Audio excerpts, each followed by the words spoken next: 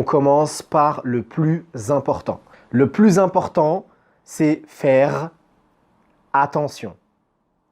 Faire attention, c'est assez simple.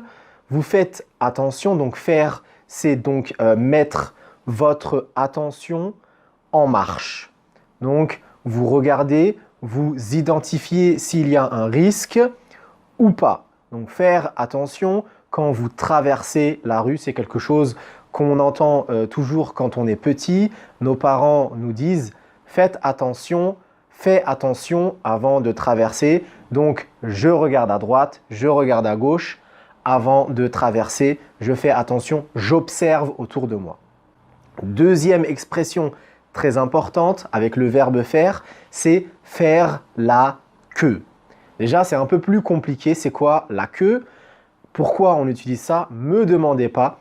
Mais en tout cas, faire la queue, quand on va acheter du pain, par exemple, on fait la queue, donc on se met derrière une personne qui est avant nous et cette personne, elle est aussi derrière une personne qui est devant elle. Et donc, on fait la queue. La queue, vous savez, c'est un petit bout de peau que certains animaux ont, comme le cheval, le rat, le chien, etc., etc.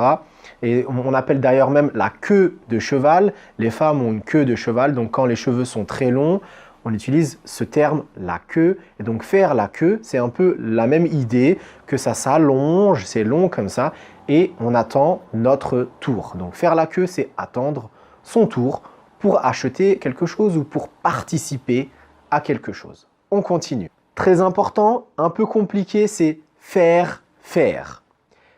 Faire quelque chose. Eh bien oui, en français, on utilise deux fois le verbe faire. Par exemple, une expression qui me vient à l'esprit, qui me vient en tête, faire quelque chose, c'est quand vous devez faire quelque chose que vous voulez ou que vous ne voulez pas ou que vous ne pouvez pas, et donc vous déléguez ce travail, vous proposez, vous donnez cette tâche, ce travail à quelqu'un qui va faire ce travail pour vous.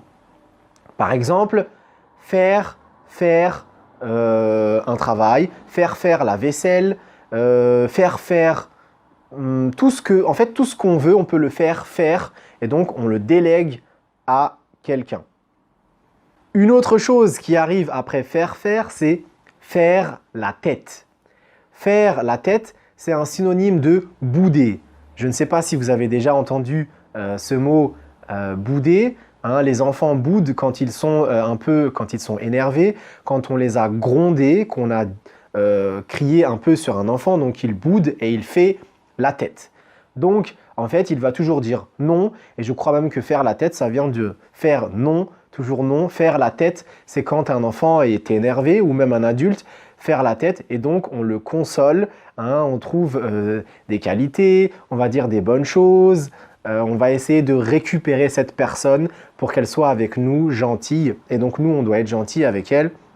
Donc faire la tête, c'est quand on est énervé et qu'on refuse un peu tout. Très important maintenant, faire ses courses.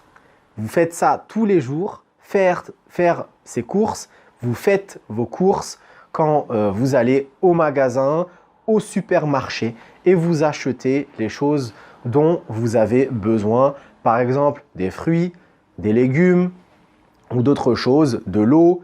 Donc c'est ça, faire les courses. Vous avez une liste et vous devez faire vos courses. Allez, on continue pour le marathon du faire. Faire la connaissance. Faire la connaissance avec quelqu'un, donc c'est en fait rencontrer quelqu'un qu'on ne connaît pas et on se présente et cette personne aussi se présente à vous et vous faites la connaissance. Donc vous vous connaissez et maintenant cette personne n'est plus inconnue pour vous. C'est ça, faire la connaissance.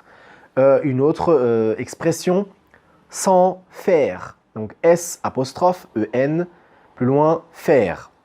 Sans faire, c'est quand vous faites du souci. Et donc ça vient de là, le verbe à l'infinitif, sans faire.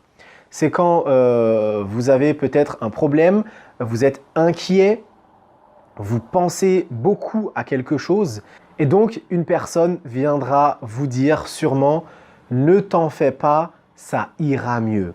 Ça, c'est la formule magique.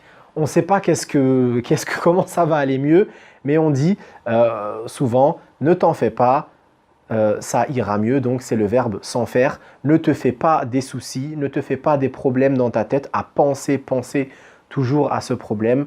Cela ira mieux, ça va aller mieux. Donc, ne t'en fais pas. Voilà les 7 expressions avec le verbe faire.